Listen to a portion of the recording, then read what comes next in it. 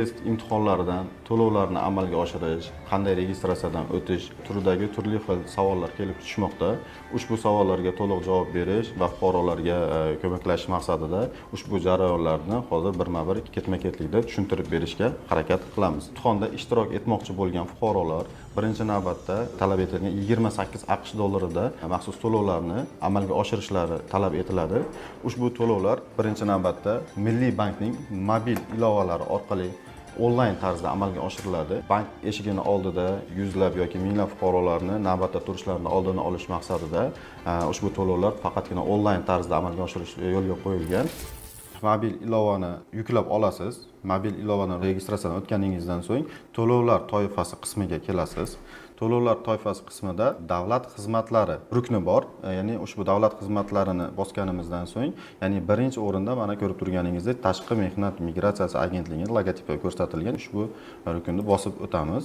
Ya'ni bu yerdan siz bormoqchi bo'lgan davlatlarni tanlashingiz talab etiladi. Ya'ni siz Janubiy Koreyaga bormoqchi bo'lsangiz, ya'ni ushbu Janubiy Koreyani tanlaysiz. Undan so'ng tariflar qismida esa koreys tili bo'yicha EPS Topic test imtihoni uchun to'lov degan qismini bosamiz. Bu yerda xorijga chiqish pasporti talab etiladi. Bundan so'ng tug'ilgan yil, oy, kunimizni yozib chiqamiz.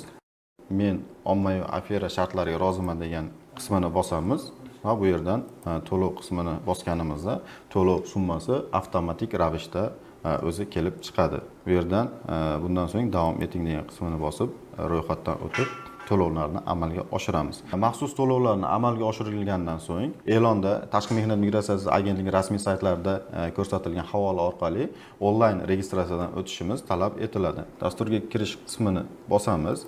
Bu yerda siz One ID orqali o'zingiz maxsus ochilgan login va parolingiz kiritish talab etiladi.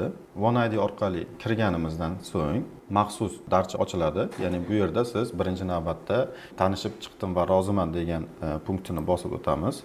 Ikkinchi navbatda, ya'ni fuqaroning o'zini fotosuratini yuklaymiz. Fotosurat yuklangandan so'ng xorijga chiqish pasport va seriya raqamingizni kiritishingiz lozim bo'ladi. Undan so'ng, ya'ni fuqaroning yashash manzillari ko'rsatiladi.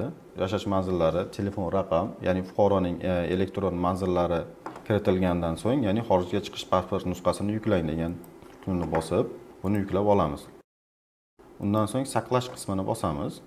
Barcha ma'lumotlarni yuklab bo'lganimizdan so'ng sizning murojaatingiz saqlandi degan xabar chiqadi. Ushbu xabar, ya'ni siz onlayn ro'yxatdan to'liq o'tganingizni bildiradi. Onlayn ro'yxatdan o'tish jarayonlarida fuqarolardan xorijga chiqish pasport seriyalarini, ismi familiyalarini to'g'ri kiritishlari talab etiladi. Sababi bundan oldingi imtihonlarda fuqarolar shoshma-shosharlik bilan o'zlarining ismi familiyalarida ba'zi bir xatoliklar yoki birorta bir harf tushib qolishini evaziga fuqarolarga shartnomalar kelgan taqdirda ham viza olish jarayonlarida rad etish kelib chiqmoqda. Joriy yilda 27 mingga yaqin fuqarolarni ro'yxatga olish va ushbu ro'yxatga olingan fuqarolarni ya'ni ikki qismga bo'lib maxsus test imtihonlaridan o'tkazish rejalashtirilgan.